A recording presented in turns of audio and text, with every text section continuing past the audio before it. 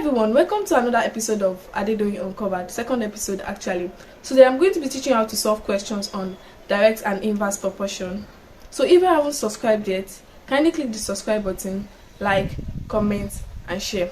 There's something I want you to know about direct and inverse proportion, right? We have them in these three science courses: chemistry, physics and maths, right?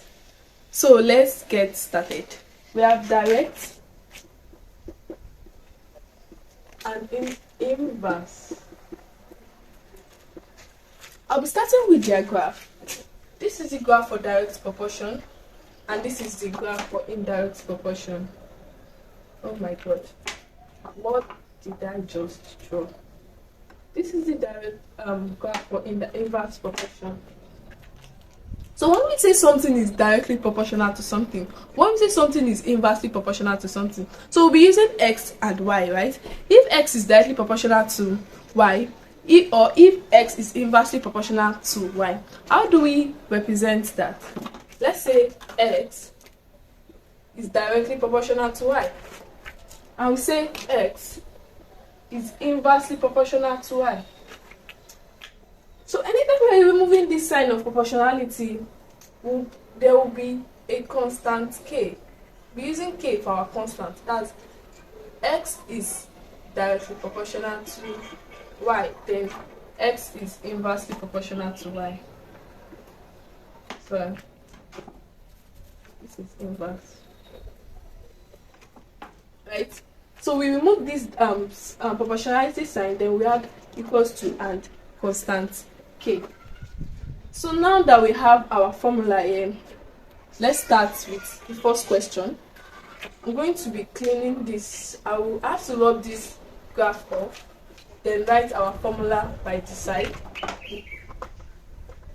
The first formula for direct, we have x equals to ky. Then for inverse, we have x equals to k all over y. So the first instance is if x equals to 5, 2, no, and y equals to 4, what is find k for both direct and indirect proportion. So we'll start with direct proportion. If it is directly proportional, if x is directly proportional to y, what is our constant k? We have x is 2 and y is 4. That's 4k. Then all over 4.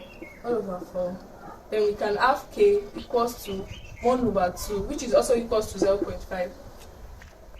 How about inversely proportional? If x is inversely proportional to y, then how do we find our constant k? X is 2 equals to our y is 4. We have k all over 4. Then we can cross multiply here.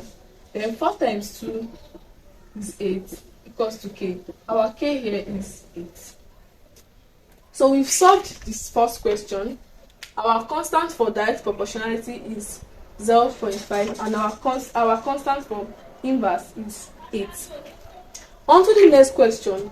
This next question, we're going to have another x. If x is, for another case, x is 6. So what is y? What is y?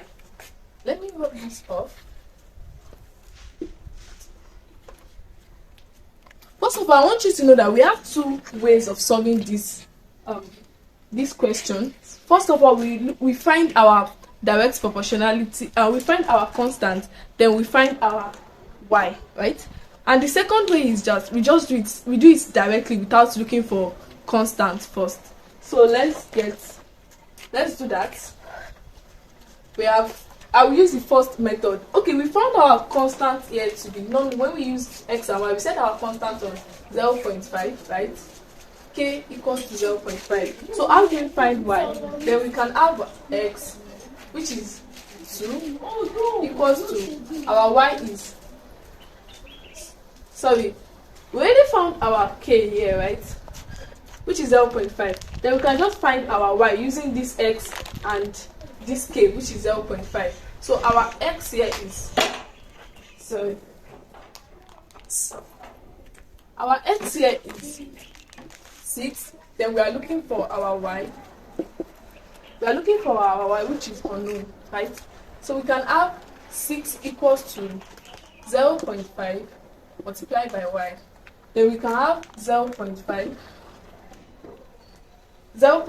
over 0.5, right? Over divided by 0.5 divided by 0.5.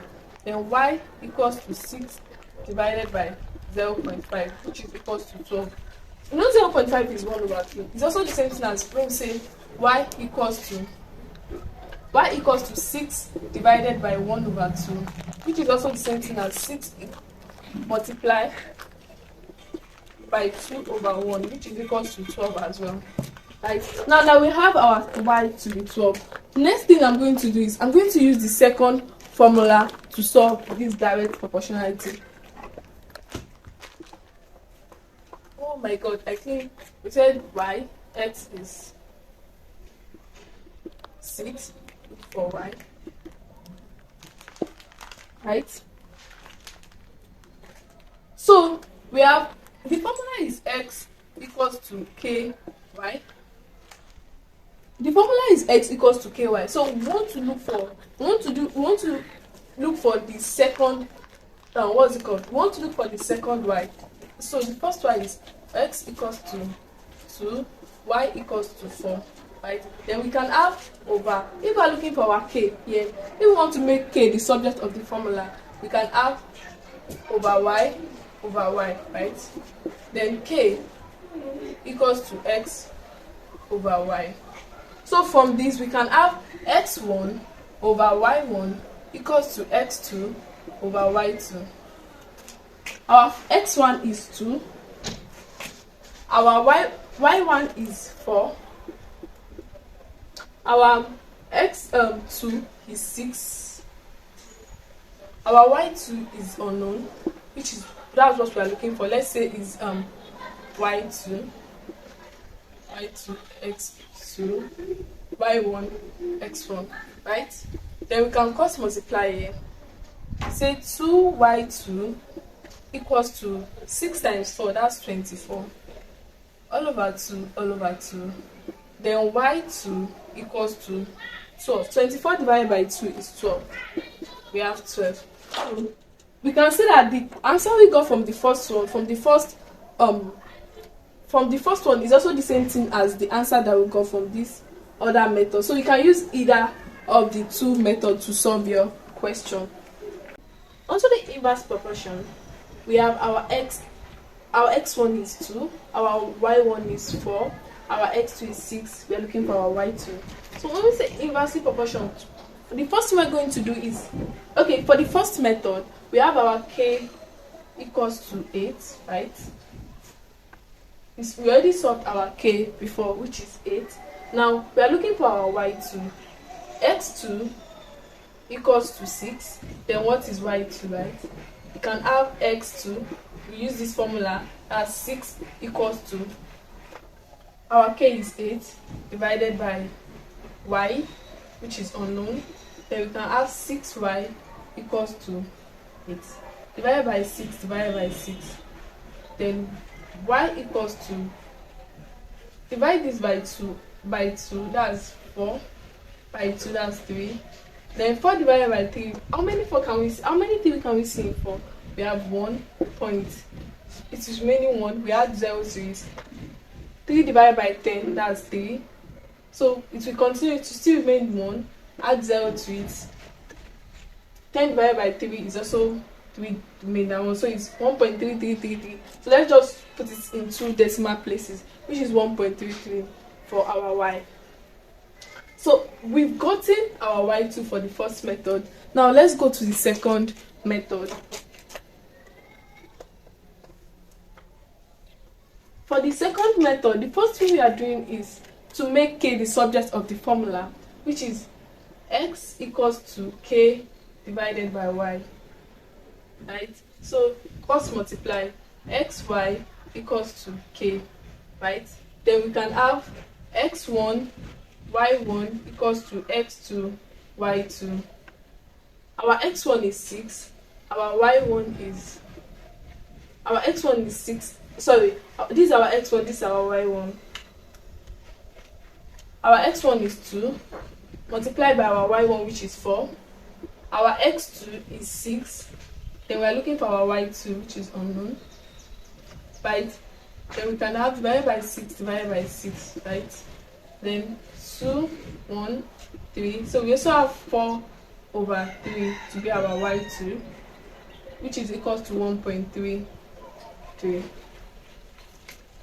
So that's all for this question, and we've come to the end of today's class. Thank you very much for watching. Bye.